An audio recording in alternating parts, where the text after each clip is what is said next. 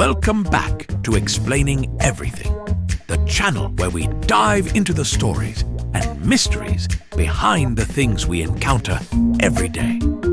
Today's question comes from one of our curious viewers, Sarah_H_23. Thanks for the awesome suggestion, Sarah. You asked, why do we procrastinate?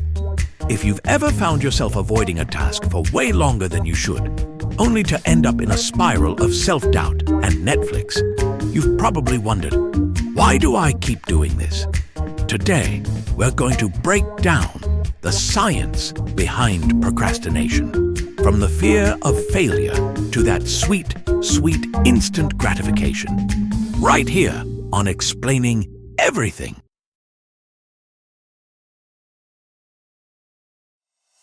It feels like there's this magical force that makes us avoid work like it's a second-hand, expired carton of milk. And the more we delay, the more our stress levels rise. But what exactly is going on here?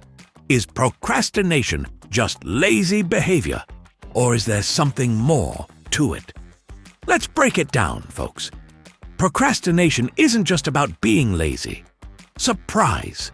It's actually deeply rooted in our brains, and our brains are a little, well, dramatic. We are basically living with a tiny emotional roller coaster inside our heads.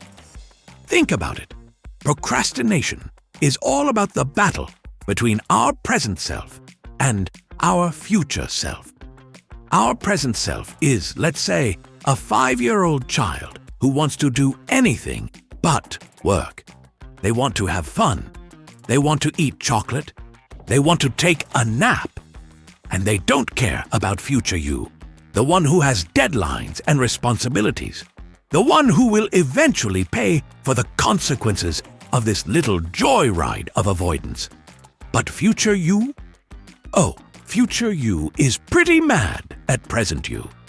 It's like our brains are addicted to instant gratification.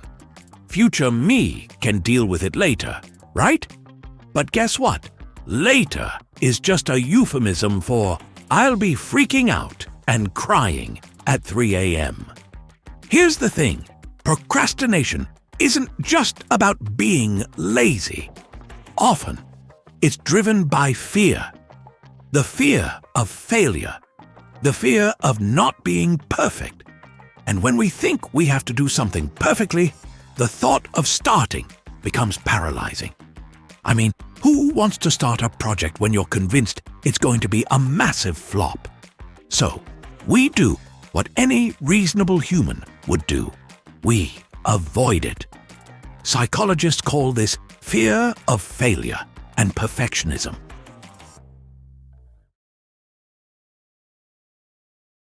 We've all heard it. If you just manage your time better, you can avoid procrastination.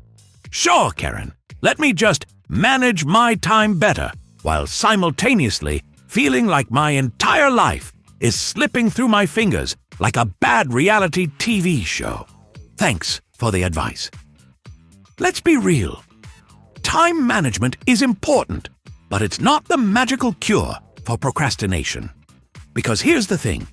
You could set a timer, organize your desk like Marie Kondo on a caffeine high, but if your motivation is zero, you'll still procrastinate.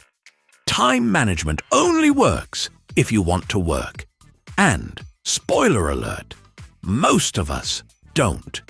We want to avoid work like it's an all-you-can-eat buffet of emotional baggage.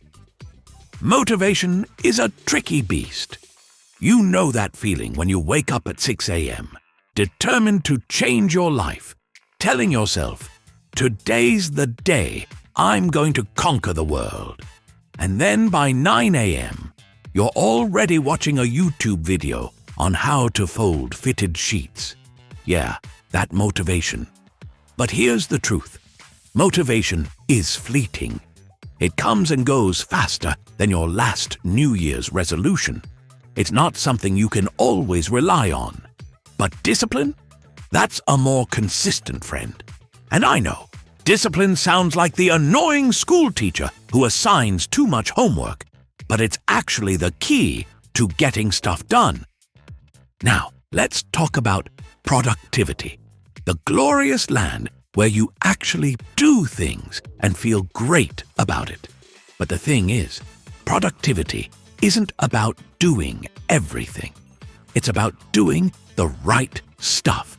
So, when you're procrastinating and you're doing things like rearranging your bookshelves or cleaning your inbox for the 7th time, remember, it's not real productivity.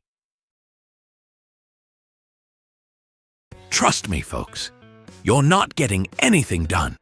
You're just giving your brain a false sense of achievement while avoiding the things that really matter. And if we're honest with ourselves, that's kinda comforting. So, how do we break this cycle of procrastination? It starts with one simple thing. Start small. I know, it sounds like a motivational poster, but hear me out. Pick one tiny task, just one, that's so easy you can't say no to it. Write a sentence, make a phone call, fold one shirt. Suddenly, you've tricked yourself into working, and before you know it, the task is done. And hey, you didn't even have to spend 20 minutes scrolling through dog memes first. Crazy, right? And finally, the secret sauce? Forgiveness. You're going to procrastinate. We all do. It's a natural part of being human. But that doesn't mean we can't try to do better next time. So instead of beating yourself up for taking that 3-hour nap, just move forward. You're a work in progress, and progress is the key. Remember, folks, procrastination doesn't have to rule your life. Sure, it's fun to put off work sometimes, but in the end, it's all about balance. So let's put down the snacks, get up from the couch, and start with something small. And hey, if all else fails, there's always tomorrow.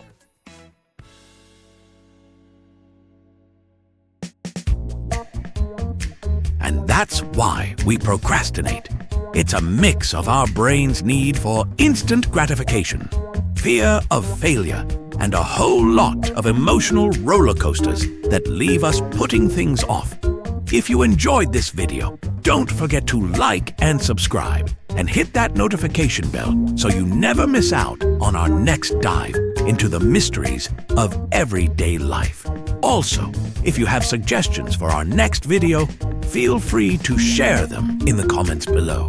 We'll be sure to give you a shout-out for your awesome contribution. Thank you for tuning in, and join us next time here in the channel that answers all the why, what, who, where, and how questions you've always wondered about, here on Explaining Everything.